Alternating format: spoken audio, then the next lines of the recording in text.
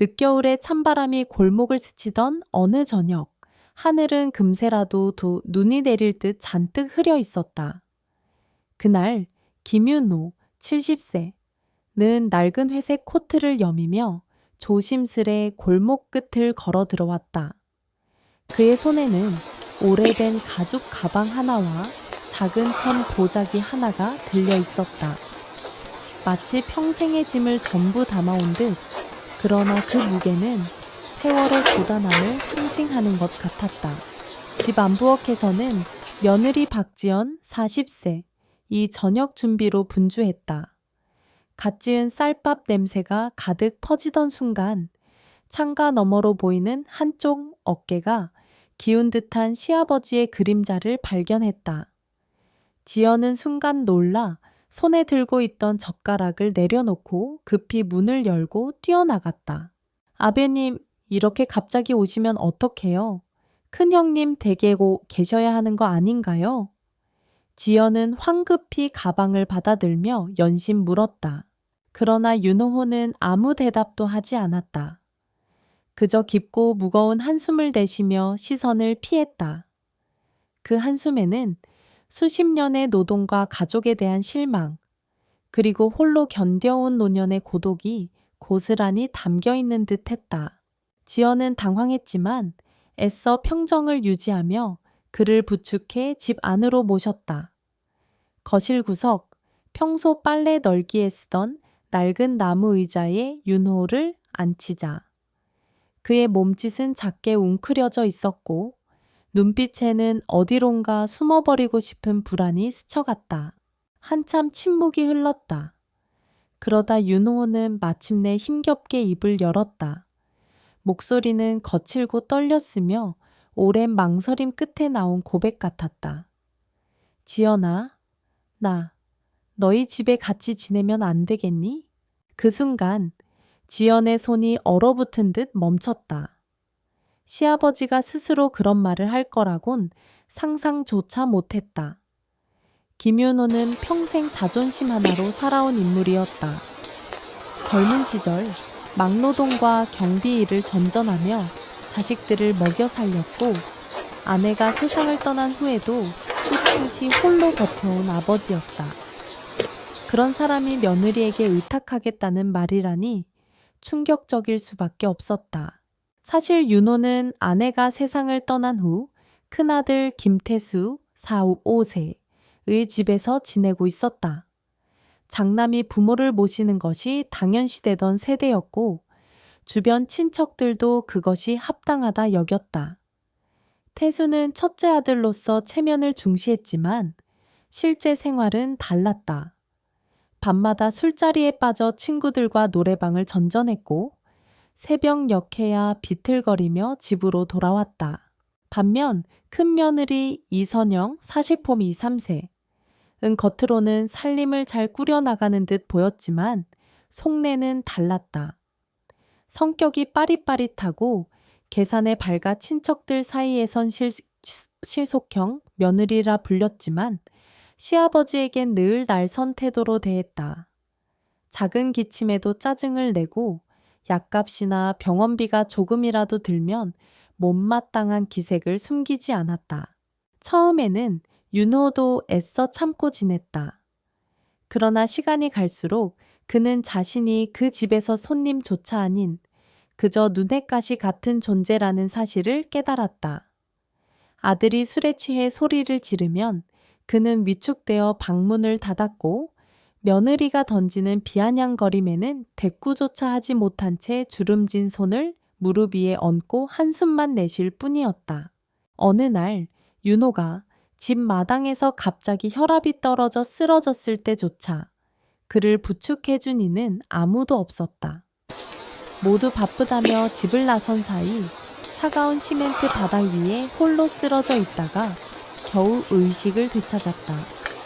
그 순간 윤호는 결심했다. 이 집은 더 이상 내가 있을 곳이 아니다.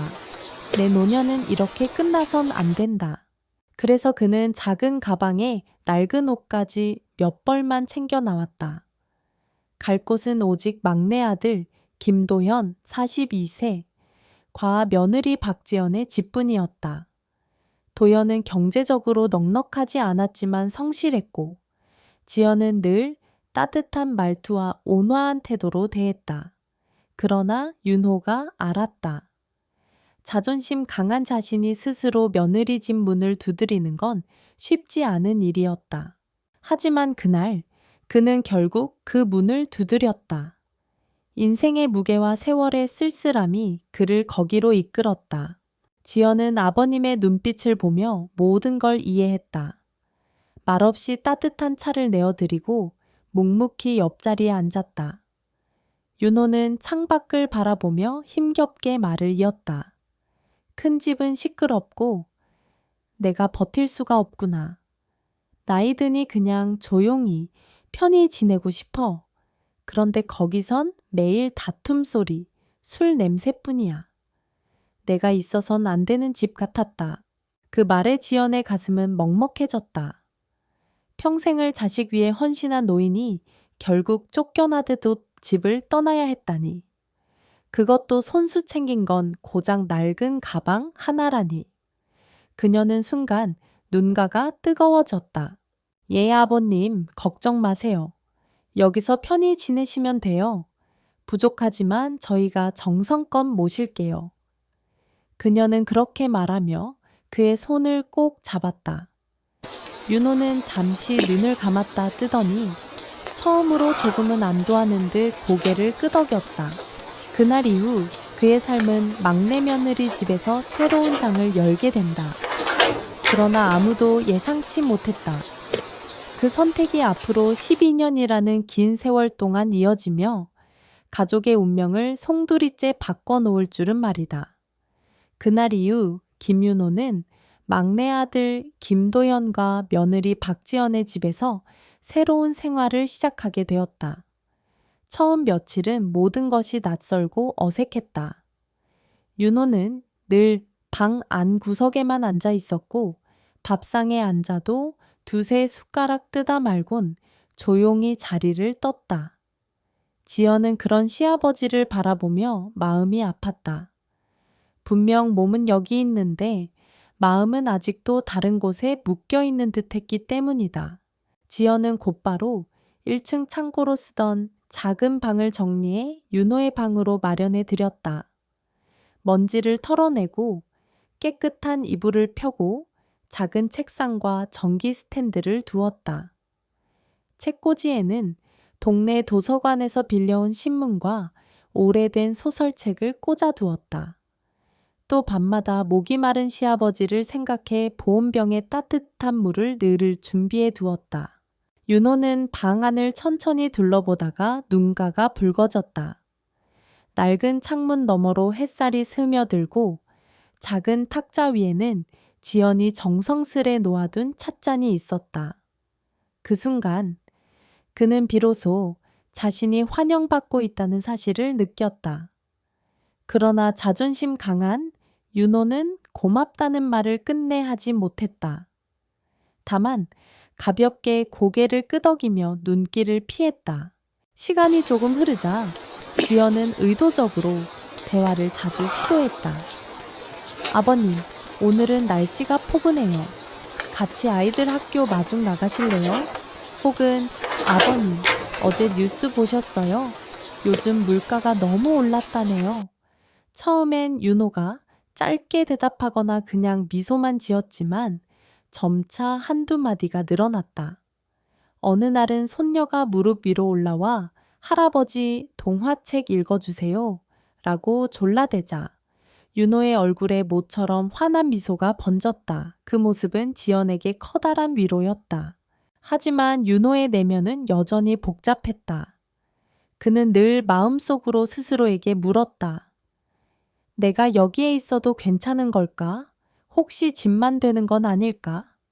밤이면 자주 뒤척였고 깊은 한숨이 새어나오곤 했다. 지연은 옆방에서 그 소리를 들을 때마다 마음이 저려왔다.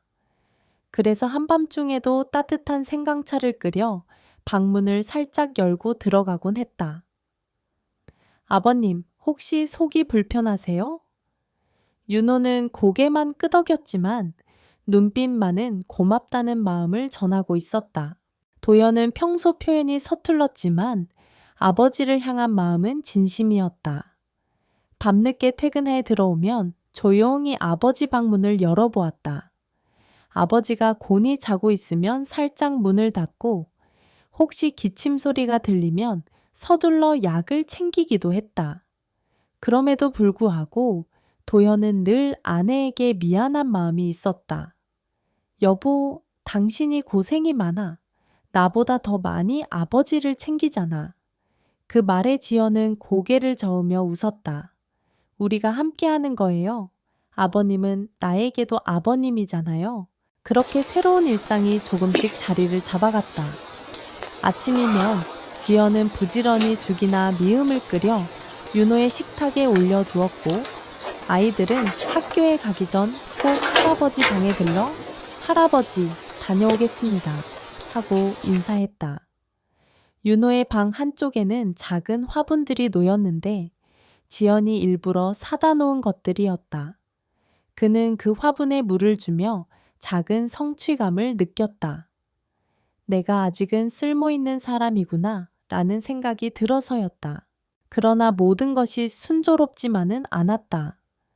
윤호는 여전히 스스로를 손님이라 여기며 마음을 완전히 놓지 못했다. 밥값이라도 내야 한다며 몰래 지갑을 꺼내려 할 때마다 지연은 그의 손을 붙잡았다. 아버님, 그런 말씀 마세요. 저희 집에서 계신 게 당연한 거예요. 아버님이 계셔서 집이 더 따뜻해요. 그 말에 윤호의 눈동자가 순간 흔들렸다. 그리고 아주 조심스레 처음으로 마음의 벽이 조금 무너졌다. 시간이 흘러 계절이 바뀌었고 윤호의 표정도 서서히 달라졌다. 예전에는 무뚝뚝하게 고개만 끄덕이던 그가 손녀의 재롱에 껄껄 웃기도 하고 저녁 식탁에 앉아 두세 번은 더 숟가락을 들기도 했다. 그 작은 변화들이 지연의 마음을 뜨겁게 했다. 그러나 그녀는 잘 알고 있었다. 지금의 평안은 결코 가벼운 것이 아니었다. 앞으로 닥쳐올 세월은 고된 돌봄과 수많은 희생을 요구할 것이 분명했다. 하지만 이상하게도 지연은 두렵지 않았다. 오히려 가슴 속 깊은 곳에서 잔잔한 각오가 피어오르고 있었다. 아버님께서 마지막까지 편안하실 수 있도록 내가 할 수 있는 한 최선을 다해야지. 이렇게 해서 김윤호의 새로운 삶, 그리고 박지연과 가족들의 긴 여정이 시작되었다. 누구도 예상치 못했지만 이 길은 무려 12년 동안 이어지며 그들의 인생을 송두리째 바꾸어 놓게 된다. 김윤호가 막내 아들 김도현, 그리고 며느리 박지연의 집에 머문 지 몇 달이 지났을 무렵부터 본격적인 돌봄의 시간이 시작되었다. 겉으로는 아직 기운이 있는 듯 보였지만 사실 그의 몸은 이미 세월의 무게에 크게 지쳐 있었다. 조금만 걸어도 숨이 가빠지고 밤에는 자주 기침과 가래에 시달렸다. 지연은 매번 그 소리를 들으며 번개처럼 일어나 부엌으로 달려갔다. 따뜻한 생강차를 끓여 방문을 두드리면 윤호는 말없이 고개를 끄덕이며 컵을 받아들었다. 그 순간 그녀는 그의 눈빛에서 미묘한 안도감을 읽을 수 있었다. 윤호는 체구가 크지 않았지만 젊은 시절 노동판에서 다져진 굳은 살과 굽은 어깨는 그의 인생을 고스란히 말해주고 있었다. 그런데 이제는 작은 계단을 오르내리는 일조차 힘겨워 보였다. 지연은 그럴 때마다 아버님 제가 도와드릴게요 라며 달려가 부축했다. 윤호는 늘 됐다, 내가 할 수 있다며 고집을 부렸지만 그 목소리에는 점차 힘이 빠져 있었다. 식사 문제는 또 다른 어려움이었다. 그는 입맛이 까다롭고 위가 약해 차가운 음식은 전혀 소화하지 못했다. 지연은 직장 일을 마치고 돌아와도 곧장 부엌으로 향했다. 푹 고운 소고기 무국, 부드러운 흰살 생선 조림, 그리고 그가 가장 좋아하던 호박죽까지. 하루에도 서너 번은 음식을 나누어 조금씩 내놓았다. 윤호가 그릇을 비우고 맛있다는 짧은 한마디를 건넬 때마다 지연은 자신이 보람을 느꼈다. 그러나 돌봄은 단순히 음식을 차려내는 것에 그치지 않았다. 밤이면 윤호의 기침 소리, 숨 가빠오는 신음이 집안을 울렸다. 어떤 날은 갑자기 혈압이 떨어져 얼굴이 창백해지기도 했고, 어떤 날은 복통에 식은땀을 흘리며 몸을 웅크리기도 했다. 그럴 때마다 지연은 한밤중에도 서슴없이 물수건을 적셔 이마를 닦아주고 이불을 갈아주며 필요한 약을 챙겼다. 그녀의 남편 도연도 도왔지만 직장에 매여 있어 대부분의 몫은 지연의 어깨에 실렸다. 아이들을 돌보는 일과 집안일에 더해 노부모를 돌보는 일까지 맡으니 그녀의 하루는 늘 눈코 뜰 새 없이 바빴다. 하지만 단 한 번도 불평을 입에 올리지 않았다. 그녀는 마음속으로 늘 다짐했다. 내가 오늘 아버님을 보살피는 모습을 아이들이 보고 자란다면 언젠가 그들도 누군가에게 따뜻한 사람이 될 거야. 그런 각오는 때로 지연을 눈물 짓게 만들기도 했다. 한겨울 새벽, 윤호의 몸이 심하게 떨려 이불을 갈아주던 날, 그녀의 손끝은 얼음장처럼 차가웠다. 하지만 그의 입술에서 새어나온 고맙다는 두 글자가 그녀의 가슴을 따뜻하게 덮어주었다. 그렇게 하루하루는 희생과 인내의 연속이었다. 그러나 동시에 그것은 지연에게 삶의 의미를 새롭게 일깨워주는 시간이기도 했다. 이웃들이 가끔 시아버지까지 모시려면 힘들지 않으세요? 라고 물으면 지연은 그저 웃으며 대답했다. 힘들지요. 하지만 그분도 누군가의 아버지고 제 남편의 아버님이잖아요. 저에게도 가족이에요. 그 말에는 진심이 담겨 있었다. 그녀는 아버님을 짐으로 여기지 않았다. 오히려 누군가를 돌본다는 사실이 비록 힘겨울지라도 자신을 더 단단하게 만들고 있음을 느꼈다. 아이들도 서서히 변화했다. 처음에는 방에서 자주 기침하는 할아버지를 두려워하기도 했지만 시간이 지나자 자연스레 방에 들어가 할아버지, 이거 드셔보세요. 라며 과자를 내밀었다. 할아버지의 얼굴에 번지는 미소를 본 순간 지연은 알았다. 이제 이 집은 세대가 다른 세 사람이 서로를 통해 조금씩 치유되고 있다는 것을. 어떤 날은 지연이 직장에서 지친 얼굴로 돌아왔을 때 윤호가 현관 앞에서 손에 수건을 들고 기다리고 있었다. 밖에서 고생 많았다. 머리 닦아라. 그 짧은 한마디가 지연의 눈시울을 붉혔다. 그동안 자신이 일방적으로 주고만 있다고 생각했지만 실은 윤호 역시 자신을 바라보고 있었음을 알게 된 순간이었다. 이처럼 지연의 12년은 시작부터 고단했지만 동시에 매일의 작은 보람과 울림이 쌓여가는 시간이기도 했다. 그 길은 결코 쉽지 않았으나 그녀는 조금도 물러서지 않았다. 시간은 흐르면서 김윤호의 마음에도 조금씩 변화가 찾아오기 시작했다.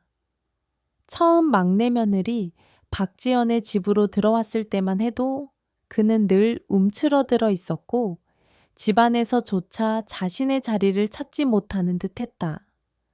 그러나 지연의 끊임없는 따뜻함과 인내가 그의 마음을 서서히 녹여내고 있었다. 어느 날 저녁 손녀 김수민 10세 이 윤호의 무릎 위에 올라앉아 할아버지 옛날 이야기 해주세요 라고 조르던 순간이었다. 윤호는 잠시 머뭇거리더니 입술을 달싹였다.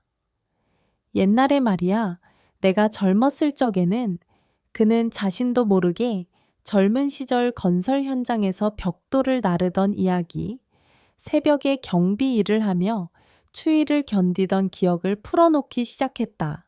손녀와 손자가 눈을 반짝이며 귀 기울여 듣는 모습을 보면서 윤호의 굳게 닫혀있던 가슴속 문이 조금씩 열리고 있었다. 지연은 부엌에서 국을 덮이다 그 소리를 들었고 순간 눈시울이 뜨거워졌다. 남편 도연조차 들어보지 못했던 아버지의 지난 날을 윤호는 며느리와 손주 앞에서 처음 꺼내고 있었던 것이다. 그날 밤 식탁에서 윤호는 처음으로 밥그릇을 거의 다 비웠다. 지연이 놀란 눈으로 바라보자 그는 쑥스러운 듯 웃으며 말했다. 네가 끓여준 무국이 참 맛있구나. 내 시어머니가 살아 계실 때 자주 끓여주던 맛이랑 똑같아. 그 한마디에 지연의 가슴이 먹먹해졌다. 마치 그가 그녀를 며느리가 아닌 아내를 잃은 뒤 다시 찾은 가족처럼 받아들인 것 같았기 때문이다. 그 후 윤호는 조금씩 달라졌다. 아침이면 손수 화분에 물을 주며 지연아, 이 화초도 너 내 덕분에 잘 자라는구나 라고 말했고 아이들과 함께 앉아 숙제를 봐주며 소소한 웃음을 나눴다. 예전 같으면 생각할 수도 없던 모습이었다. 어느 날 지연이 비에 흠뻑 젖어 퇴근에 돌아오자 윤호가 현관에서 기다리고 있었다. 손에 들린 것은 낡은 수건 한 장. 그는 조용히 그 수건을 내밀며 말했다. 밖에서 일하느라 고생했지. 감기 걸리겠다. 어서 머리부터 닦아라. 그 순간 지연은 숨이 멎을 듯했다. 그가 처음으로 고생했다는 말을 건네며 그녀를 친딸처럼 대하는 눈빛을 보였기 때문이다. 그 눈빛 속에는 신뢰와 따뜻함, 그리고 깊은 감사가 담겨 있었다. 그날 이후로 두 사람의 관계는 더 이상 시아버지와 며느리에 머무르지 않았다. 마치 혈연을 뛰어넘은 새로운 부녀의 전기 싹트기 시작한 것이다. 지연은 아버님의 방을 청소하며 아버님, 이불은 햇볕에 잘 말렸으니 오늘은 따뜻하게 주무실 거예요 라고 말했다. 윤호는 대답 대신 미소로 화답했지만 그 미소에는 더 이상 경계심이 없었다. 심지어 아이들 앞에서도 그는 우리 지연이가 참 든든하다. 없었으면 내가 벌써 쓰러졌을 거야 라며 공개적으로 마음을 표현하기 시작했다. 그 말에 지연은 고개를 숙여 눈물을 훔쳤다. 시아버지의 입에서 우리 지연이라는 말이 나오다니 그것은 단순한 호칭이 아니라 그녀를 한 가족으로 인정한 증표였다.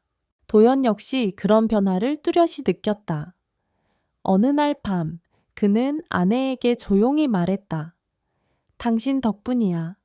아버지가 예전엔 늘 혼자 계셨는데 요즘은 얼굴이 훨씬 편안해 보여. 아버지가 이제야 마음 놓고 계신 것 같아. 그 말에 지연은 고개를 끄덕이며 답했다. 아버님도 결국 마음을 여신 거죠. 저는 그저 옆에서 기다린 것뿐이에요. 그들의 일상은 여전히 쉽지 않았다. 윤호의 건강은 점점 약해졌고 작은 감기에도 큰 병처럼 고생했다. 그러나 이제 그 고통 속에서도 그는 홀로 있지 않았다. 곁에는 언제나 지연이 있었고 그의 눈빛은 그녀를 향해 점점 더 깊은 신뢰를 담아갔다. 그리고 어느 날 윤호는 조용히 지연을 불렀다. 지연아. 네, 아버님. 나는 네가 내 며느리라는 게 참 다행이다. 너는 내 딸이나 다름없어. 그 한마디에 지연은 더 이상 눈물을 참지 못했다. 손등으로 눈가를 훔치며 고개를 끄덕였다. 아버님, 저도 아버님을 친아버지처럼 생각해요. 그날 밤 그녀는 오래도록 잠을 이루지 못했다.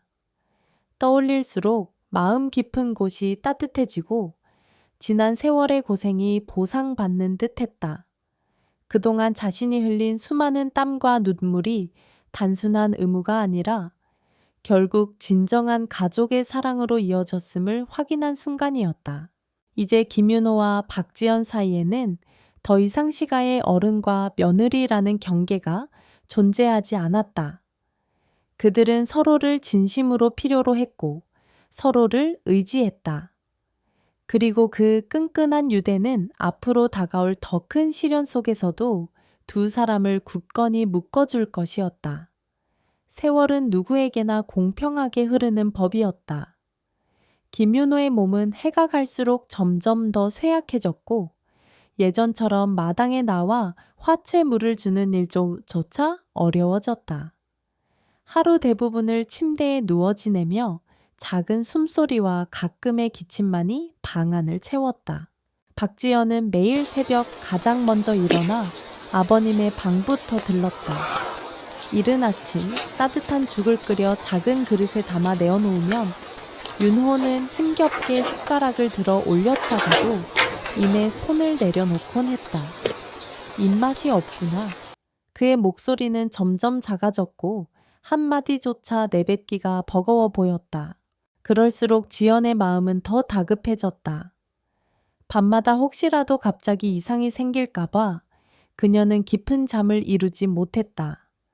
작은 기침 소리에도 문을 열고 달려들어가 이마를 짚고 물을 건네며 혹시나 하는 마음으로 옆을 지켰다. 그러던 어느 날 오후였다. 창밖에는 겨울비가 내리고 방 안은 희미한 등불 하나만 켜져 있었다. 윤호는 힘겹게 눈을 뜨더니 지연을 불렀다. 지연아. 지연은 곧장 그의 곁으로 다가갔다.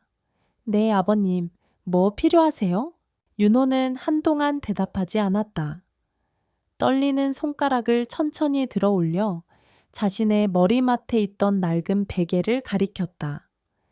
그 베개는 오랫동안 사용해 온 것이었다. 겉감은 헤어져 여기저기 실밥이 터져 있었고 안에 솜은 뭉치고 누렇게 변색되어 있었다. 지연은 몇 번이고 새 베개로 바꿔 드리려 했지만 윤호는 늘 손사래를 치며 말했다. 괜찮다. 나는 이게 편하다. 오래 쓰던 게 제일 좋아. 그런데 지금 마지막 힘을 짜내듯 손을 뻗어 그 베개를 가리키는 윤호의 눈빛은 평소와 달랐다. 그는 마치 무언가를 전하고 싶다는 듯 간절한 빛을 담고 있었다. 숨을 몰아쉬던 그는 낮고 끊어지는 목소리로 말했다. 지연아, 저 베개 네가 가져라. 지연은 순간 귀를 의심했다. 왜 하필 오래되고 낡은 베개를 자신에게 남기려는 것일까? 하지만 윤호의 눈은 더없이 진지했고 그 안에는 말로 설명할 수 없는 신뢰가 담겨 있었다. 그녀는 조심스레 베개를 들어 안았다. 손끝에 닿은 천은 까끌까끌하고 차가웠지만 동시에 묘한 따뜻함이 전해졌다. 마치 수십 년간 아버님의 삶과 땀이 고스란히 스며 있는 듯했다. 그 순간 윤호의 표정이 아주 잠시 부드러워졌다. 오랜 고통 속에서도 희미하게 미소가 번졌다. 그리고는 지연의 손을 잡았다. 그 손은 종이장처럼 가늘고 차가웠지만 마지막까지 무언가를 전하려는 힘이 느껴졌다. 네요, 내 딸 같았다. 그가 힘겹게 내뱉은 마지막 말이었다. 지연의 눈에서는 뜨거운 눈물이 흘러내렸다. 말없이 그의 손을 꼭 잡은 채 떨리는 목소리로 대답했다. 아버님, 저도 아버님을 친아버지처럼 생각했어요. 조금만 더 계셔주세요. 그러나 윤호는 더 이상 말을 잇지 못했다. 미소를 머금은 채 천천히 눈을 감았고 그 소나귀의 힘도 이내 풀려나갔다. 방 안의 시간은 멈춘 듯 고요했다. 지연은 무릎을 꿇고 베개를 품에 안았다. 눈물은 쏟아졌지만 마음 한켠에서는 설명할 수 없는 평온함이 밀려왔다. 그가 마지막으로 택한 사람은 다름 아닌 자신이었다. 피 한 방울 섞이지 않았음에도 그는 끝내 자신을 딸이라 불렀다. 그날 밤 집안은 깊은 슬픔에 잠겼다. 도연과 아이들도 아버지의 곁에서 울음을 삼켰고 형제들이 모여들었지만 그 어떤 말도 위로가 되지 못했다. 그러나 지연의 품에는 여전히 그 낡은 베개가 있었다. 아무도 모르게 그것은 이제 단순한 베개가 아니라 아버님이 남긴 유언과도 같은 상징이 되어버렸다. 장례가 끝나고 며칠이 흘렀다. 김윤호의 부재는 집안 구석구석에서 뚜렷이 느껴졌다. 밤마다 들리던 기침 소리도, 새벽마다 들리던 천천한 발걸음도 더 이상 존재하지 않았다. 박지연은 빈방에 들어가 이불을 개고 물잔을 갈아 놓으면서도 자꾸만 눈물이 났다. 무엇보다도 그녀의 가슴을 무겁게 하는 건 아버님이 마지막으로 건네주신 그 낡은 베개였다. 하얀 천이 해지고 솜이 뭉쳐 굳어버린, 이제는 누구도 쓰고 싶어 하지 않을 만큼 오래된 물건. 그러나 윤호는 분명 지연아, 이건 네가 가져라 라는 말을 남겼다. 어느 날 저녁, 남편 김도연이 조심스레 입을 열었다. 여보, 아버지가 베개를 꼭 너에게 주신 이유, 우리 한번 확인해 볼까? 지연은 망설였다. 아직은 왠지 손대고 싶지 않아. 그 안에 아버님의 천이 남아있는 것 같아서. 하지만 도연은 부드럽게 말했다. 혹시라도 아버지가 전하려던 게 있을지도 몰라. 우리가 모른 채 두면 아버님 뜻이 묻혀버릴 수도 있잖아. 결국 두 사람은 작은 상 위에 베개를 올려놓았다. 방 안은 고요했고 아이들은 이미 잠든 뒤였다. 노란 전등빛 아래 오래된 베개는 더욱 초라하게 보였다. 그러나 지연의 심장은 요동쳤다. 도연은 손끝으로 베개의 가장자리를 더듬다가 한쪽 모서리에서 묘한 단단함을 느꼈다. 여보, 여기에 뭔가 있어. 그는 살짝 실밥을 벌려보았다. 오래된 손뭉치 사이로 까만 천 조각이 만져졌다. 조심스레 잡아당기자 낡은 고무줄로 묶인 보자기 하나가 나왔다. 지연은 숨을 멈췄다. 두 손은 떨렸고 눈은 커졌다. 도연이 천천히 매듭을 풀었다. 그리고 순간 방 안 공기가 무겁게 가라앉았다. 반짝 빛을 받은 순간 노랗게 빛나는 금반지가 눈앞에 드러났다. 그것은 단 하나가 아니라 여러 개였다. 손가락 한마디만 한 반지들이 차례차례 보자기 속에서 쏟아져 나왔다. 지연은 눈앞의 광경에 말을 잃었다. 도연은 떨리는 손으로 반지를 하나하나 세어갔다. 하나, 둘, 셋. 그렇게 세어 내려가자 무려 10개였다. 순도 높은 순금 반지 10개, 무게만으로도 엄청난 가치가 있는 금덩어리였다. 두 사람은 서로를 바라보았다. 아무 말도 할 수 없었다. 그저 놀람과 혼란이 뒤섞인 침묵만이 방 안을 가득 메웠다. 지연의 뇌리에는 지난 12년간의 기억이 주마등처럼 스쳐갔다. 밤마다 기침하던 아버지의 얼굴, 그녀가 끓여들인 미음을 조금씩 드시던 모습, 눈가에 눈물을 머금고 너는 내 딸 같다 던 마지막 말. 그 모든 순간이 이 금반지와 겹쳐졌다. 아버님은 이미 오래전부터 준비하셨던 거야. 도연이 낮게 말했다. 지연은 눈물이 솟구쳤다. 우리가 아버님은 가진 게 없다고만 생각했는데 이렇게 평생을 모아두신 걸 결국 저한테 맡기셨네. 그녀는 손에 금반지를 하나 쥐었다. 무겁고 차가웠다. 그러나 동시에 그 안에 담긴 무게는 단순히 금의 가치가 아니었다. 이건 돈이 아니라 아버님의 믿음이야. 나를 끝까지 지켜본 사람만이 받을 수 있는 선물. 그날 밤 지연은 반지들을 다시 보자기에 곱게 싸서 서랍 깊숙이 넣어두었다. 도연은 옆에서 그녀의 손을 꼭 잡으며 말했다. 아버지는 당신을 선택하신 거야. 형제도 아닌, 친딸도 아닌 당신에게. 그 이유는 하나지. 당신이 진심으로 아버지를 보살펴 드렸으니까. 지연은 그 말을 듣는 순간 목 놓아 울고 말았다. 지난 세월의 고생이 모두 보상받는 듯했고 동시에 그만큼 더 큰 책임이 자신에게 주어졌음을 알았다. 그날 이후 낡은 베개는 단순한 생활용품이 아니었다. 그것은 김윤호가 남긴 마지막 유산이자 박지연에게 건넨 영원한 신뢰의 증표가 되었다. 김윤호의 장례가 끝난 지 며칠 후 집안은 잠시 고요를 되찾은 듯 보였다. 그러나 그 고요는 오래 가지 않았다.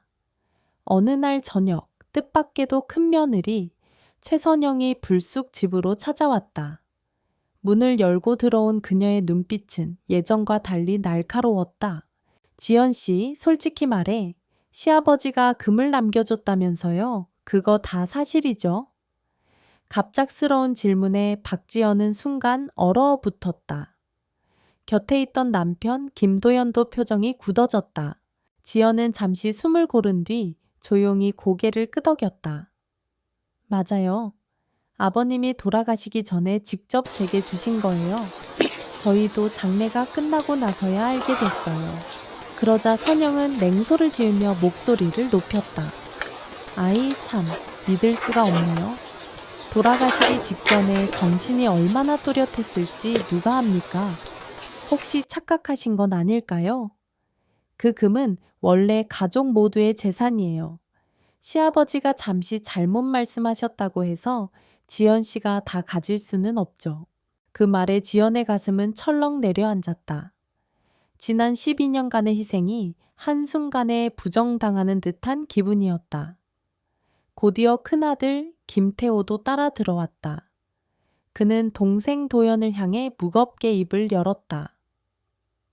도연아, 네 아내가 고생한 건 알지만 아버지가 남기신 건 결국 유산이잖아. 우리 형제끼리 공평하게 나눠야 하지 않겠어? 도연은 눈살을 찌푸리며 단호하게 말했다. 형, 아버지는 돌아가시기 직전까지 의식이 또렷하셨어. 분명히 이건 지연에게 주라고 말씀하셨지. 나도 그 자리에 있었고 아이들도 다 들었어. 그건 아버님의 뜻이야. 그러나 선영은 물러서지 않았다. 뜻이든 뭐든 증거가 어디 있어요? 유언장 같은 문서가 있는 것도 아니고 그냥 말로만 남긴 건데 누가 믿겠어요? 오히려 지연 씨가 아버지를 곁에 두면서 슬쩍 말 돌려가며 그런 얘기를 끌어낸 거 아닌가요? 그 순간 지연의 심장은 철렁 내려앉았다. 12해 동안 잠 한숨 줄여가며 돌봤던 세월이 계산된 욕심으로 매도되는 순간이었다. 그녀의 눈가가 붉어지며 목소리가 떨렸다. 형님, 그렇게까지 말씀하시다니요. 저는 단 한 번도 아버님을 돈 때문에 모신 적이 없어요. 아버님께서 직접 제게 남기신 건데, 하지만 선영은 비웃듯 말했다. 돈 때문에가 아니라면 지금 당장 반 나눠서 우리에게 주면 되잖아요. 못 주는 이유가 뭐예요? 공기가 순간 얼어붙었다. 지연은 억울함과 분노가 한꺼번에 치밀어 올랐지만 더 이상 말을 잇지 못했다. 도연이 아내의 손을 꽉 잡으며 대신 목소리를 높였다. 형수님, 지금 말씀은 우리 가족에 대한 모욕이에요. 지연은 지난 12년 동안 아버님을 모셨습니다. 병원에서도 집에서도 단 하루도 빠짐없이 옆을 지켰습니다. 형님네는 그동안 몇 번이나 찾아왔습니까? 몇 번이나 밤을 새며 간호했습니까? 그런데 이제 와서 공평을 운운하시다니 정말 양심에 부끄럽지 않으세요? 태호의 얼굴이 붉게 달아올랐지만 그는 차마 반박하지 못했다. 선영은 여전히 불만이 가득한 표정으로 말했다. 좋아요. 지금은 우리끼리 이렇게 말싸움만 하지만 이 문제는 그냥 넘어갈 수 없어요. 결국 아버님 재산은 형제의 몫이라는 게 상식이니까요. 그렇게 말하고는 방문을 세차게 닫고 나가버렸다. 방 안에는 무겁고 차가운 침묵만이 남았다. 지연은 그 자리에 주저앉아 두 손으로 얼굴을 감쌌다. 여보, 나 정말 억울해. 내가 한 게 다 뭐였어? 돈 때문에 했다는 말까지 들어야 하다니. 도연은 그런 아내를 끌어안으며 속삭였다. 여보, 힘들지. 하지만 아버님 뜻은 변하지 않아. 우리 둘만은 흔들리면 안 돼. 그날 밤 지연은 잠을 이루지 못했다. 눈을 감으면 아버님이 마지막으로 미소 지으며 베개를 건네주던 장면이 떠올랐다. 그때의 눈빛은 분명히 말하고 있었다. 나는 내 진심을 안다. 그 믿음을 배신하지 않겠다는 결심이 그녀를 다시 버티게 했다. 큰며느리 최선영과 큰아들 김태호가 다녀간 그날 이후 마을 분위기는 묘하게 달라졌다. 처음에는 단순히 집안 내부에서만 오가는 말싸움이라고 여겼던 지연은 곧 그것이 이웃들 사이로 흘러나가고 있다는 사실을 알게 되었다. 시장에 나가 장을 보던 어느 날 두세 명의 아주머니들이 모여 속닥속닥하는 소리가 들려왔다. 들었어? 막내 며느리가 시아버지한테 금 10개나 받아냈대. 에이, 세상에 그런 며느리가 어디 있어. 평생 모셔온 것도 아니고 갑자기 나타나서 금을 다 가져갔다니 말이 돼? 지연은 등을 돌려 담배 가게 앞에 놓인 상추를 고르며 못 들은 척했지만 얼굴이 화끈 달아올랐다. 며칠 뒤 아이들을 학교에 데리러 갔을 때였다. 교문 앞에서 기다리던 다른 학부모 두세 명이 그녀를 힐끔거리며 숙덕였다. 저분이래. 금을 다 챙겼다는 그 며느리. 그래서 시댁이 난리라잖아. 결국 돈 때문에 시부모를 모신 거 아니겠어? 그 말에 지연의 귀가 뜨거워졌다. 손에 잡고 있던 가방끈을 꾹 움켜쥔 채 아무 말도 하지 않고 아이만 데리고 서둘러 집으로 돌아왔다. 그러나 집에 돌아오는 길, 아이의 해맑은 목소리가 그녀의 마음을 무겁게 했다. 엄마, 오늘 친구가 그러는데 우리 할아버지가 금을 남겨주셨다면서 그게 무슨 말이야? 지연은 잠시 걸음을 멈췄다. 가슴이 철렁 내려앉았다. 아직 어린아이의 입에서조차 그런 이야기가 흘러나온 것이다. 그녀는 억지로 웃음을 지으며 말했다. 응, 그건 어른들의 이야기야. 너는 신경 쓰지 않아도 돼. 그러나 마음속 깊은 곳에서는 눈물이 치밀어 올랐다. 이제는 아이들까지 이런 말을 듣게 되는구나. 밤이 되자 지연은 도연과 마주 앉아 눈물을 흘리며 속마음을 털어놓았다. 여보, 나 이제는 정말 못 버티겠어. 내가 왜 이런 소리를 들어야 하지? 내가 아버님을 위해 흘린 땀과 눈물은 아무도 보지 않고 오직 금만 보잖아. 사람들의 입이 이렇게 잔인할 줄 몰랐어. 도연은 조용히 그녀의 손을 잡았다. 여보, 알아. 당신이 어떤 마음으로 아버지를 모셨는지 나는 누구보다 잘 알아. 하지만 세상 사람들 모두가 이해해 줄 거라고 기대하면 안 돼. 사람들은 진실보다 자극적인 이야기를 더 좋아하니까. 그의 말은 맞았지만 지연의 가슴은 여전히 쓰라렸다. 그녀는 지난 12년 동안 단 한 번도 자신을 위해 시아버지를 모신 적이 없었다.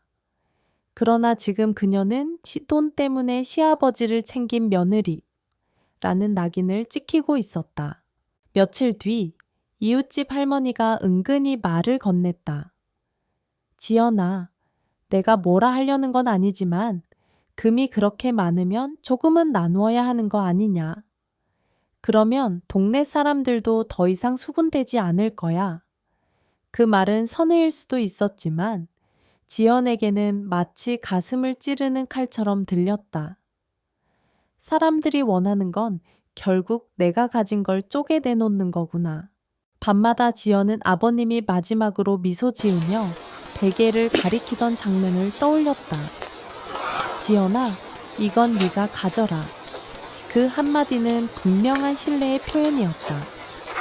그런데 세상은 그것을 탐욕으로 왜곡하고 있었다. 그녀는 방 한구석 서랍을 열고 보자기에 쌓여있는 금반지들을 꺼내 가만히 바라보았다. 빛나는 금빛은 오히려 그녀의 눈물과 섞여 더욱 쓰라리게 다가왔다. 아버님, 제가 어떻게 해야 할까요? 지켜야 할까요? 아니면 나누어야 할까요? 만약 제가 나눈다면 아버님은 실망하시지 않을까요? 그 질문은 끝내 대답을 얻지 못한 채 그녀의 가슴 속에서 무겁게 맴돌았다. 며칠 동안 동네에 수군거림이 이어지던 어느 날 시어머니 박정옥이 지연을 집으로 부르셨다. 지연아, 낮에 잠깐 우리 집으로 오너라. 할 말이 있다. 짧고 건조한 목소리였다. 전화를 끊은 뒤 지연은 가슴이 철렁 내려앉았다. 불길한 예감이 온몸을 스쳤다. 전곡의 집에 들어서자 낯선 정적이 흘렀다. 거실은 깔끔했지만 공기는 묘하게 무거웠다. 전곡은 탁자에 앉아 있었다. 앞에는 다림질이 덜 된 손수건들이 놓여 있었고 그녀의 손은 그것을 천천히 접고 있었다. 왔구나. 앉아라. 지연은 조심스레 맞은편에 앉았다. 잠시 침묵이 흘렀다.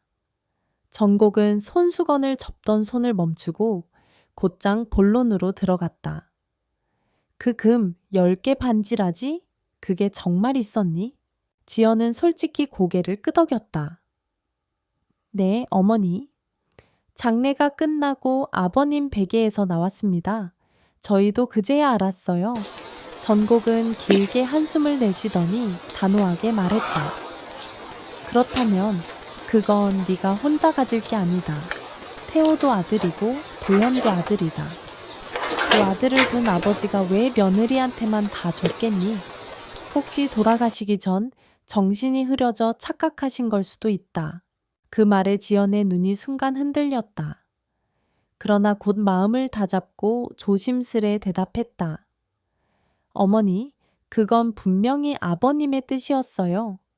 마지막 순간까지 정신이 또렷하셨습니다. 지연아, 이건 네가 가져라라고 직접 말씀하셨습니다. 전곡은 고개를 저으며 입술을 굳게 다물었다. 내 말은 설사 그렇다 해도 네가 다 가지면 안 된다는 거다. 가족이란 게 뭔데? 나눠야 한다. 그래야 원망이 생기지 않고 집안이 무너지지 않는 법이다. 그녀의 목소리는 단호했지만 지연의 가슴은 서늘해졌다. 지난 12년간 자신이 흘린 눈물과 땀이 어머니의 눈에는 보이지 않는 듯 했다. 오직 화목이라는 이름 아래 공평한 분배만을 강조하고 있었다. 지연은 조심스럽게 물었다. 어머니, 제가 아버님 곁을 지킨 세월을 혹시 기억하고 계신가요? 병원에서 밤을 새며 간호한 것도 마지막까지 곁을 지킨 것도 저였습니다. 그건 누구도 부정할 수 없는 사실입니다. 전곡의 표정이 굳어졌다. 잠시 눈을 내리깔더니 차갑게 대답했다. 그걸 모른다고는 하지 않는다. 네가 애쓴 건 안다. 하지만 그렇다고 금을 다 가져가는 건 옳지 않아. 사람들 눈이 있지 않니? 네가 조금이라도 나누면 원망이 줄고 집안도 조용해질 것이다. 금 4개 정도는 태혼해에 주고 나머지를 네가 지키거라. 그러면 서로 체면도 살고 욕도 덜 먹는다. 그 순간 지연의 가슴이 무너져 내렸다. 12해의 희생이 겨우 4개 반지 값으로 평가되는 건가? 입술이 바짝 말라붙었지만 그녀는 끝내 목소리를 내었다. 어머니, 저는 돈 때문에 아버님을 모신 게 아닙니다. 아버님이 제게 주신 건 단순한 금이 아니라 제 마음을 믿어주신 증거였습니다. 제가 그걸 나눠버리면 아버님의 마지막 뜻을 배신하는 게 됩니다. 전곡은 냉랭하게 고개를 저었다. 지연아, 내 말은 알겠다. 하지만 네가 고집을 피우면 이 집안은 산산조각이 날 수도 있다. 네가 지혜롭게 선택해라. 그녀의 말이 끝나자 방 안은 무겁게 가라앉았다. 지연은 눈가가 젖어들었지만 고개를 숙이지 않았다. 그 순간 그녀는 분명히 깨달았다. 자신이 지켜야 할 건 금이 아니라 김윤호가 남긴 마지막 신뢰라는 것을. 박정옥의 집을 나오는 길, 박지연의 발걸음은 무겁기만 했다. 여름 햇살이 내리쬐는데도 온몸이 서늘했다. 시어머니의 말이 귓가에 맴돌았다. 금 4개만 내어주어라. 그래야 집안이 조용해진다. 그 한마디는 지연의 가슴을 깊이 파고들었다. 12해 동안의 희생과 눈물이 겨우 금 몇 개로 환산되는 현실, 그리고 그것을 요구하는 사람이 다름 아닌 시어머니라는 사실은 그녀를 더욱 절망하게 했다. 집으로 돌아오는 길, 지연은 속으로 수없이 되뇌었다.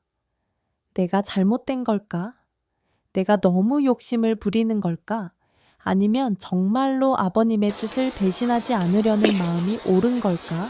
문을 열고 들어서자 도연이 걱정스러운 눈빛으로 달려왔다. 여보, 어머니께서 뭐라 하셨어? 지연은 한참을 침묵하다가 겨우 입을 열었다. 어머니는 금을 나누라고 하셨어. 네 개는 형님네 주고 나머지를 우리가 지키면 된다고. 도연의 얼굴이 굳어졌다. 역시 그렇게 나오실 줄 알았어.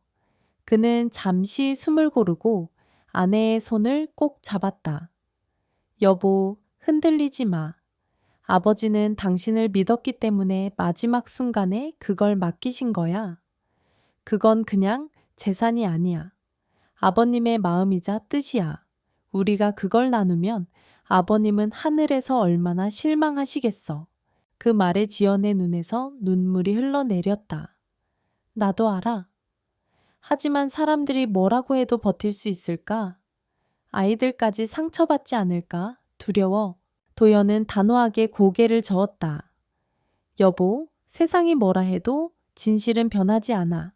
그리고 우리 아이들은 결국 엄마가 어떤 선택을 했는지 그 진심을 알게 될 거야. 그날 밤 지연은 잠을 이루지 못했다. 서랍을 열어 보자기 속의 금반지들을 다시 꺼내 놓았다. 전등빛을 받아 번쩍이는 반지들은 묘하게 차가워 보였다.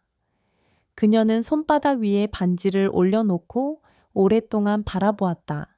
아버님, 저는 어떻게 해야 할까요? 모두가 나누라고 말하지만 제 마음은 그럴 수 없어요. 이건 금이 아니라 아버님의 마지막 신뢰였으니까요. 제가 끝까지 지키겠습니다. 설령 사람들이 손가락질 하더라도 그 순간 지연의 눈에는 흔들림 대신 단단한 빛이 자리 잡았다. 그녀는 조용히 반지들을 다시 보자기에 싸서 서랍 깊숙이 넣었다. 마치 마음속에 굳은 다짐을 봉인하듯 며칠 뒤 다시 동네에서 수군거림이 들려왔다.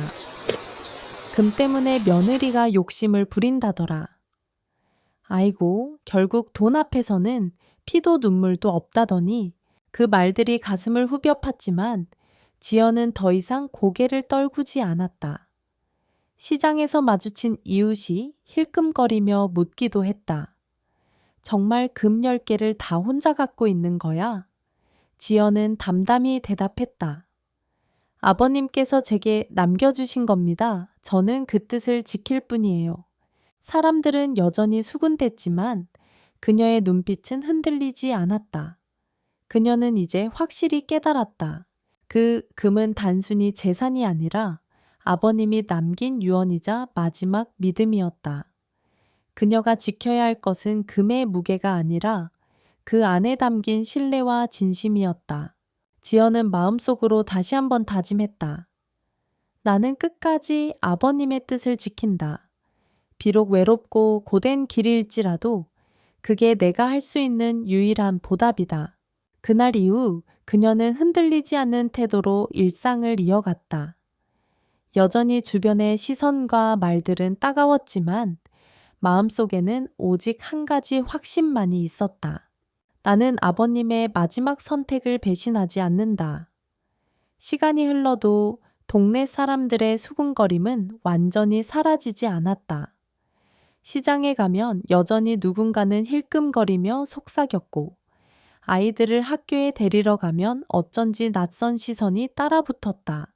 박지연은 애써 모른 척하며 평소처럼 살았다. 내가 진실을 지키면 언젠가는 드러날 거야. 스스로 수없이 되뇌이며 하루하루를 버텼다. 그러던 어느 날 아침, 지연이 집 앞 마당을 쓸고 있을 때였다. 오랫동안 같은 골목에 살아온 이웃 할머니 강말순이 지팡이를 짚고 다가왔다. 지연아, 잠깐 나와 보렴. 지연은 고개를 들어 인사를 드렸다. 어머님, 안녕하세요. 말수는 잠시 지연을 바라보다가 낮은 목소리로 말했다. 내가 다 들었어. 사람들이 뭐라 하든 나는 안 믿는다. 너를 30년 넘게 봐왔는데 네가 욕심 부리는 사람인지 아닌지 내가 모를 것 같니? 지연의 눈가가 금세 젖어들었다. 어머님, 말수는 손을 뻗어 지연의 어깨를 토닥였다. 사람들 말에 너무 마음 상하지 마라. 너희 시아버지, 내가 살아생전에 자주 만났지. 술 한 잔 기울일 때마다 네 얘기를 했어. 지연이는 내 친딸 같다고. 눈시울이 붉어져서 하소연하곤 했단다. 그분이 너한테 금을 맡겼다면 그건 이유가 있는 거야. 그 말을 듣는 순간 지연의 가슴 속에 얼어붙어 있던 무언가가 조금씩 녹아내렸다. 그동안 세상 모두가 등을 돌린 것 같아 외로웠는데 적어도 한 사람은 진심을 알아준다는 사실이 큰 힘이 되었다. 그날 이후 조금씩 변화가 생겼다. 시장에 나가면 예전에는 눈길을 피하던 몇몇 이웃이 먼저 다가와 인사했다. 지연 씨, 미안해요. 괜한 소문에 휩쓸려서 괜히 오해했네요. 12해 동안 어르신 보신 거 아무나 못하는 일이에요. 이제야 생각해보니 대단한 거예요. 지연은 그저 미소 지으며 고개를 숙였다. 아닙니다. 저는 할 도리를 했을 뿐이에요. 비록 모든 사람이 태도를 바꾼 건 아니었지만 적어도 몇몇은 그녀의 마음을 알아주기 시작했다. 그리고 그 이해의 눈빛은 지연의 어깨를 가볍게 해주었다. 어느 날 밤 도현이 조용히 아내에게 말했다. 여보, 당신을 진심으로 아는 사람들이 조금씩 늘어나고 있어. 시간이 걸리더라도 결국 진실은 드러나게 되어 있어. 지연은 눈시울이 붉어지며 고개를 끄덕였다. 그래, 아버님도 하늘에서 보고 계실 거야. 내가 흔들리지 않고 있다는 걸. 그녀는 서랍 속에 고이 보관된 금반지를 떠올렸다. 아버님의 손길, 마지막 눈빛, 그리고 이건 네가 가져라 라는 한마디. 그것은 이제 단순한 유산이 아니라 지연을 지탱하는 힘이 되고 있었다. 시간은 흘렀지만 박지연의 마음은 여전히 무거웠다. 비록 일부 이웃들이 그녀의 진심을 알아주기 시작했지만 여전히 속으로 의심의 눈초리를 보내는 사람도 적지 않았다. 어느 날 저녁, 가족이 저녁 식사를 마치고 둘러앉아 있을 때 큰아들이 조심스럽게 물었다. 엄마, 친구들이 그러는데 할아버지가 엄마한테 금을 남겨주셨다면서요? 그거 진짜예요. 순간 집안 공기가 멎은 듯 고요해졌다. 지연은 젓가락을 내려놓고 아이의 눈을 바라보았다. 그래, 맞아. 하지만 그건 단순한 금이 아니란다. 할아버지가 마지막으로 엄마를 믿고 맡겨주신 마음이야. 아이는 잠시 생각에 잠기더니 다시 물었다. 그럼 엄마, 그 금을 어떻게 할 거예요? 그냥 계속 가지고 있을 거예요? 그 질문은 지연의 가슴을 깊이 찔렀다. 그녀는 대답하지 못하고 웃음으로 얼버무렸지만 그날 밤 잠들지 못했다. 맞아. 아버님이라면 이 금을 어떻게 쓰기를 바라셨을까? 며칠 동안 고민을 거듭하던 지연은 마침내 결심을 내렸다. 그녀는 남편 도연에게 조심스럽게 말했다. 여보, 나 생각해봤어. 금 10개 중에서 3개는 내놓을까 해. 도연이 놀란 눈으로 그녀를 바라봤다. 뭐라고? 형님 내주려고? 지연은 고개를 저었다. 아니야. 이건 아버님 이름으로 선행을 하는 거야. 동네에 홀로 사는 어르신들을 돕는 모임이 있잖아. 그곳에 기부하고 싶어. 아버님의 마음을 대신 전하는 거지. 도연은 잠시 말이 없었다. 그러나 인내 깊은 숨을 내쉬며 아내의 손을 잡았다. 그래, 당신 말이 옳아. 그게 아버님 뜻일지도 몰라. 며칠 뒤 지연은 도연과 함께 동네 복지회관을 찾았다. 그녀는 준비해온 작은 보자기를 꺼내 담당자에게 내밀며 말했다. 이건 제 것이 아니라 고인이 되신 시아버지 김윤호 어르신의 뜻입니다. 성함으로 기부해 주세요. 담당자는 놀라 눈을 크게 떴다. 세상에, 이렇게 큰 금액을 기부하시다니. 그런데 왜 본인 이름이 아니라 시아버님 이름으로 하시려는 거죠? 지연은 미소 지으며 대답했다. 아버님은 평생 검소하게 사셨지만 늘 남을 생각하시는 분이셨어요. 제가 마지막으로 그분의 마음을 세상에 알리고 싶었습니다. 그날 이후 동네에는 새로운 이야기가 퍼져나갔다. 박지연 씨가 결국 금 일부를 기부했대. 그것도 자기 이름이 아니라 시아버지 이름으로. 역시 다르네. 욕심만 부렸다면 그렇게 했을 리가 없지. 사람들의 시선은 점차 달라졌다. 예전에는 수군거리며 손가락질하던 이웃들이 이제는 그녀를 존경과 감사의 눈빛으로 바라보았다. 지연 씨, 정말 대단해요. 그렇게 하기 쉽지 않은데 덕분에 동네 어르신들이 큰 도움을 받을 수 있게 됐어요. 지연은 그저 고개를 숙이며 대답했다. 저는 단지 아버님의 마음을 대신한 것뿐이에요. 집으로 돌아온 뒤 지연은 하늘을 올려다보며 속삭였다. 아버님 보셨죠? 이건 제가 아니라 아버님의 이름으로 드린 겁니다. 이제 사람들도 조금은 아버님의 진심을 알게 될 거예요. 그녀의 눈가에는 눈물이 맺혔지만 마음은 한결 가벼워졌다. 금은 줄었지만 대신 아버님의 이름은 사람들의 기억 속에 따뜻하게 남게 되었다. 그리고 그것이야말로 지연이 바랐던 진정한 보답이었다.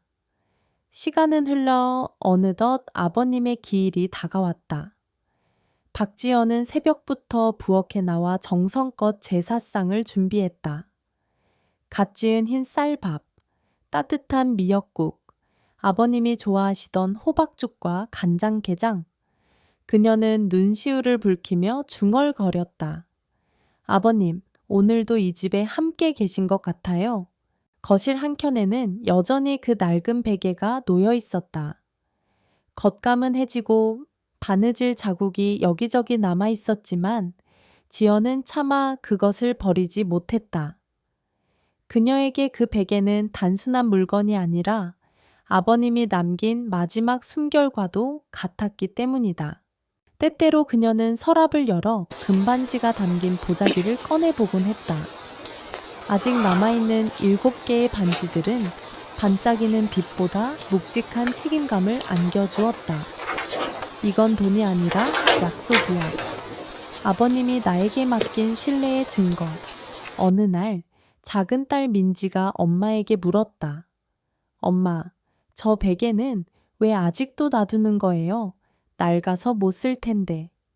지연은 딸아이의 머리를 쓰다듬으며 말했다. 민지야, 저 베개는 그냥 베개가 아니야. 할아버지가 마지막으로 엄마에게 주신 선물이야. 엄마가 지켜야 할 약속이 담겨 있거든. 딸은 고개를 갸웃했지만 엄마의 눈빛을 보며 더 이상 묻지 않았다. 그 순간 지연은 깨달았다. 비록 아이들은 아직 어리지만 언젠가는 자신이 걸어온 길을 이해하게 될 것이라는 것을. 그리고 그 길 위에서 정직함과 믿음을 지킨 엄마제로 기억되리라는 것을. 지연은 베개를 두 손으로 꼭 껴안으며 속삭였다. 아버님, 저는 잘 지내고 있어요. 아직도 여기 계신 것처럼 느껴져요. 제 마음속에서 아버님은 한 번도 떠난 적이 없어요. 그녀에게 그 낡은 베개는 단순히 과거의 물건이 아니라 매일을 바르게 살아가게 하는 등불이었다. 주변 사람들이 뭐라 하든 금이 많다 적다 말이 많아도 결국 남은 것은 사람의 진심이라는 사실을 일깨워주는 소중한 증표였다. 그날 밤 도연이 지연에게 조용히 말했다. 여보, 당신이 베개를 그렇게 아끼는 걸 보면 나도 아버지가 곁에 계신 것 같아. 우리에게 남긴 건 금이 아니라 마음이라는 걸 이제야 더 확실히 알겠어. 지연은 고개를 끄덕이며 눈을 감았다. 따뜻한 눈물이 흘러내렸지만 이번엔 슬픔이 아니라 안도감에 가까웠다. 그녀는 마음속 깊이 느꼈다. 아버님의 유산은 금이 아니라 믿음이었다. 아버님이 세상을 떠난 지 어느덧 1년이 흘렀다.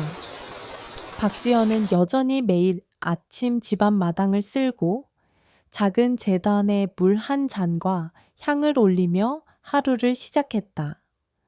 그녀의 삶은 크게 달라지지 않았지만 마음속에는 커다란 변화를 안고 있었다. 예전의 지연은 남들이 뭐라고 할까 늘을 신경 쓰며 살았다. 하지만 이제는 알게 되었다. 사람들의 말은 바람 같아서 금세 사라지지만 끝내 남는 것은 자신이 어떤 선택을 했는가라는 사실뿐이라는 것을. 그녀는 아이들에게 자주 이렇게 말했다. 얘들아, 돈이 많다고 해서 사람이 존경받는 건 아니란다. 진짜 중요한 건 약속을 지키고 믿음을 배신하지 않는 거야. 아들 준호는 고개를 끄덕이며 대답했다. 엄마, 저 알아요. 할아버지가 금을 남긴 건 엄마를 믿어서였죠. 엄마가 그걸 끝까지 지킨 거 저도 평생 기억할 거예요. 그 말을 들은 순간 지연의 가슴은 벅찬 감동으로 차올랐다. 그녀는 깨달았다. 자신이 지켜낸 건 단순히 10개의 반지가 아니라 아이들의 마음속에 심어진 인생의 씨앗이라는 것을. 사람들은 여전히 세상을 돈으로 평가하려 들었다. 하지만 지연에게는 확고한 진실이 있었다. 그녀가 12해 동안 밤을 새워 시아버지를 간호한 이유는 금 때문이 아니었다. 그녀는 단지 사람으로서 도리를 다하고 싶었을 뿐이었다. 그리고 그 길의 끝에서 아버님은 낡은 베개와 함께 세상에서 가장 값진 선물을 남기셨다. 바로 믿음과 감사였다. 마을 사람들도 시간이 흐르며 조금씩 변해갔다. 처음에는 손가락질 하던 이들이 이제는 종종 그녀를 찾아와 말했다. 지연 씨, 미안했어요. 괜한 오해를 해서. 하지만 이제는 알겠어요. 세상에 아무리 돈이 많아도 그걸 바르게 쓰는 건 쉽지 않잖아요. 그럴 때마다 지연은 조용히 웃으며 대답했다. 저는 그저 아버님의 뜻을 따랐을 뿐이에요. 제 이름으로는 아무 의미가 없어요. 이제 그에게 금은 더 이상 부의 상징이 아니었다. 금은 사람들의 시선을 바꾸는 힘이 아니라 오히려 사람의 본 모습을 드러내는 거울이었다.